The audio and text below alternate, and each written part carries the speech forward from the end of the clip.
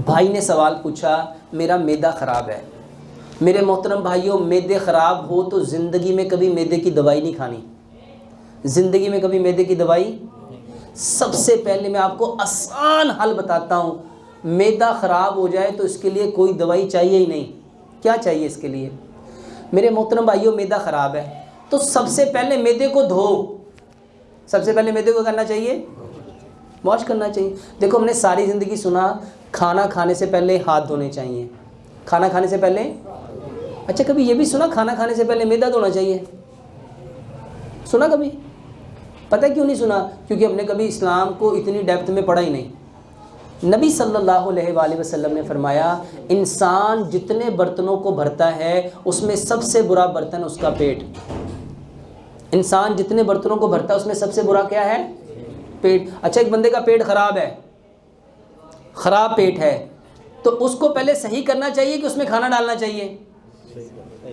तो पेट तो पहले ख़राब है और आप ऊपर से फिर खाना डाल रहे हो, तो उसको सही करने के लिए खाना खाने से कम आधा घंटा पहले पानी पियो, ताकि वो सारी जो पेट में गंदगी है वो उसको साफ़ कर दे। और किसी भी चीज़ को साफ़ करने के लिए हमने क्या रखा हुआ है? पानी। पानी है ना, तो खाने से पहले क्या करना चाहिए? पानी पीना चाहिए। तो खाने से कम आधा घंटा पहले पानी पियो। अच्छा, जब आप खाने से आधा घंटा पहले पानी पियोगे, बताओ पेट साफ़ होगा कि नहीं होगा? उसकी तेज़ाब भी है तो उसकी गंदगी, उसका कचरा मचरा कुछ ना कुछ निकलेगा कि नहीं निकलेगा? तो पहला काम ये करो। दूसरा काम, अपने दांतों को देखो। दांत कितने हैं? 32 दांत हैं और 4 तरह के दांत हैं। हकीम लुकमान फरमाया करते थे अपने बेटे को नसीहत करके, बेटा जो दांतों का काम आंतों से लेगा वो कभी भी ठीक नहीं रह सकता। जो दांतों का काम वो कभी ठीक। दांत हैं 32, 8 दांत हैं एक नोक वाले। इनका काम है खाने को काटना। तो सबसे पहले खाने को अच्छी तरह काटो, खाने को अच्छी तरह। दूसरे 8 दांत हैं, ये है 2 नोक वाले। पहले 8 दांत कितनी नोक वाले हैं? एक नोक वाले का काम है काटना, 2 नोक वाले का काम है फाड़ना। तो खाने को अच्छी तरह फाड़ो। और 8 दांत हैं 3 नोक वाले, इसका काम है खाने को चीरना। और 8 दांत हैं 4 नोक वाले, इसका काम है खाने को पीसना। तो दांतों का काम क्या हुआ? खाने को काटना, फाड़ना, चीरना, पीसना। मेरे मोहतरम भाइयों, ये कब होना था? जब खाना बार बार दांतों के नीचे आता। एक लुकमे को 32 बार चबाओ। एक लुकमे को, भाई साहब, जो बंदा एक लुकमे को 32 बार चबाएगा, बताओ उसका खाना क्या बन जाएगा? अच्छा, हमारी बदकिस्मती है, हर बंदा पता ही कहता है, ओ डॉक्टर साहब हम तो खाना इतनी तेज़ी से खाते हैं। अच्छा, ज़रा कुरान से जानो, तेज़ी का काम किसका है? तेज़ी का काम किसका है? तेज़ी का काम किसका है? और खाने के वक्त हम सब कौन होते हैं? और फिर कहते पेट खराब हो गया। एक लुकमे को जो 32 बार चबाएगा, अच्छा 32 बार चबाने की नौबत ही नहीं आती। हमने कई बार एक्सपेरिमेंट कराया है। हम लोगों को कहते हैं भाई साहब जिसका पेट ख़राब है, कहते हैं मुझे ज़िंदगी में कभी खाना कम नहीं हुआ। हम कहते हैं खाना भी लाओ, आप भी आ जाओ। और मेरे पास अल्हम्दुलिल्लाह सुम्मा अल्हम्दुलिल्लाह, मेरे पास लोग आके बैठ के बाकायदा खाना खा के वो बताते हैं। मैं उनको प्रैक्टिकली बताता हूँ, ये नवाला है, इसको चबाओ और देखो 32 दफ़ा चबा के क्या बनता है। 32 बार जो खाना चबाएगा, बताओ उसका खाना क्या बन जाएगा? उसका पेट कभी ख़राब हो सकता है? पहला काम तो ये करो। और खाना खाने के 1.5 से 2 घंटे बाद पानी पियो, यह पहला काम। दूसरा काम, खाने के औकात क्या हैं? खाने का सबसे बेहतरीन वक्त जो अल्लाह ने बताया है कौन सा है? वो है सुबह का। कौन सा है? सुबह के वक्त में बरकत है, सुबह के वक्त में। और मगरिब के बाद क्या खोल दिए जाते हैं? शयातीन। और हमारा खाने का सबसे बेहतरीन वक्त कौन सा होता है? हम सबसे अच्छा खाना कब खाते हैं? कब खाते हैं? अब आप ना यूरोप के अकॉर्डिंग आ जाओ। जर्मन की कहावत है, breakfast same like king. Breakfast किसकी तरह लेना चाहिए? बादशाहों की तरह। और लंच सेम लाइक प्रिंस, और डिनर सेम लाइक बेगर। अच्छा, पंजाब का कल्चर क्या था? लोग सिरी पाई कब खाते थे? बॉम्ब कब खाते थे? निहारी कब खाते थे? मगज़ कब खाते थे? खाद कब खाते थे? पराठे कब खाते थे? लस्सी कब लेते थे? और मेरे मोहतरम भाइयों, मैं आपको दुनिया की सबसे जो बिल्कुल यूँ समझ लो वो खुराक जो आपको सबसे ज़्यादा बीमार करती है, वो है डबल रोटी, वो है। और माशाल्लाह यहाँ पे सारे बड़े फ़ख्र से कहते हैं हम तो स्लाइस और अंडा लेते हैं, और कितने अपने आप को एजुकेटेड समझते हैं। वो एजुकेटेड स्टूपिड हैं। अच्छा, डबल रोटी में जो पढ़े लिखे लोग हैं ना, वो जानते हैं इसमें आर्टिफिशियल बैक्टीरिया पैदा किए जाते हैं, और जब ये डबल रोटियां ख़राब हो जाती है ना, फंगस लग जाती है, उससे दूसरी चीज़ इससे पैदा की जाती है, बनाई जाती है, जिसको कहते हैं रस। जिसको क्या कहते हैं? डबल रोटी जो गल सड़ जाती है। और मैं कोई कहानी नहीं सुना रहा, वल्लाहि मैं पूरे एविडेंस के साथ बात कर रहा हूँ। अच्छा, हमारे यहाँ बड़े फ़ख्र से यहाँ नाश्ता होता है डबल रोटी अंडे का, यहाँ होता है चाय रस का। और ये सबसे बेकार चीज़ है आपके मैदे के लिए, जो मैदे को सबसे ज़्यादा नुकसान देती है। और मैं आपको हदीस से बताता हूँ, प्यारे पैगंबर जनाब मोहम्मद सल्लल्लाहु अलैहि वसल्लम ने पूरी ज़िंदगी कभी बग़ैर छने हुए आटे की कोई चीज़ खाई नहीं थी। ये जो आटा छान लेते हैं ना, नबी सल्लल्लाहु अलैहि वसल्लम ने पूरी ज़िंदगी उसके बनी हुई कोई चीज़ ही नहीं खाई। आपने हमेशा मना किया है कि जैसा है उसको लाओ, थोड़ा सा हिलाओ, जो उसके ऊपर तिनके वगैरह हैं उसको आप हवा से, उसको फूंक से उड़ा दो। ये छान के खाने वाला कॉन्सेप्ट इस्लाम में।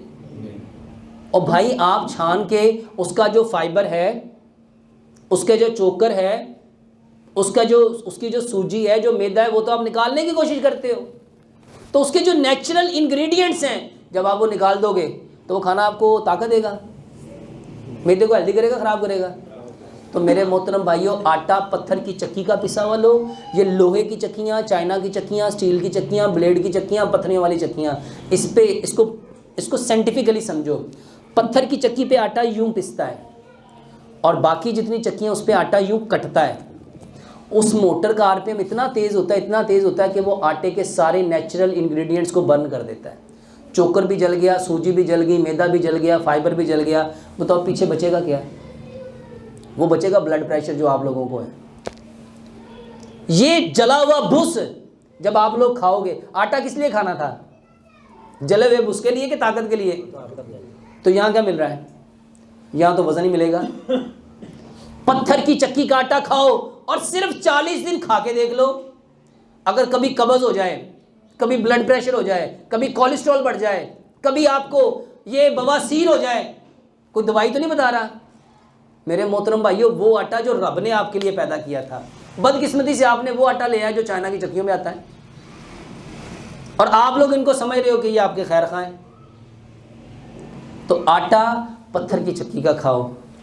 4 बातें आपको बताई। खाना खाने से आधा घंटा पहले पानी पियो, 1.5 घंटा बाद पानी पियो, और एक लुकमे को 32 बार चबाओ। सुबह का खाना पेट भर के खाओ 60%, दोपहर का खाना 30%, शाम का खाना 10%। इसके बाद आपको बताया कि आप आटा पत्थर की चक्की का लेके आओ, और अगर एक काम कर लो, सिर्फ अपना खाना मिट्टी के बर्तन में पकाओ।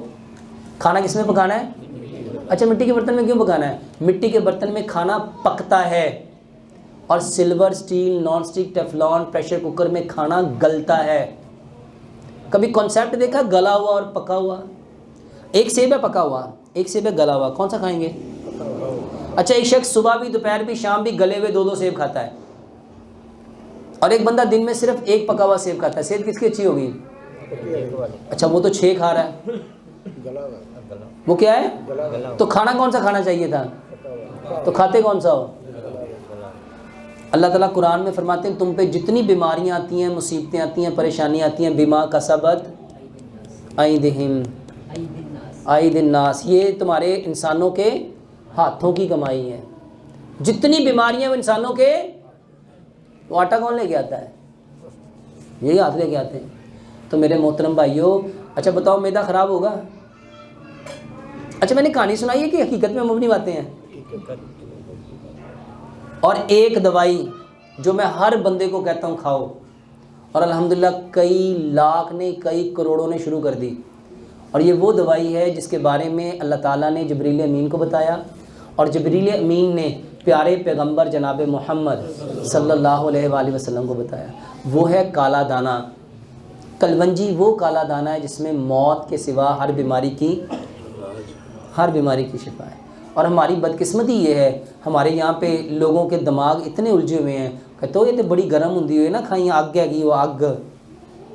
अच्छा, प्यारे पैगंबर जनाब मोहम्मद सल्लल्लाहु अलैहि वसल्लम क्या फरमा रहे हैं? इसमें क्या है? मौत के सिवा।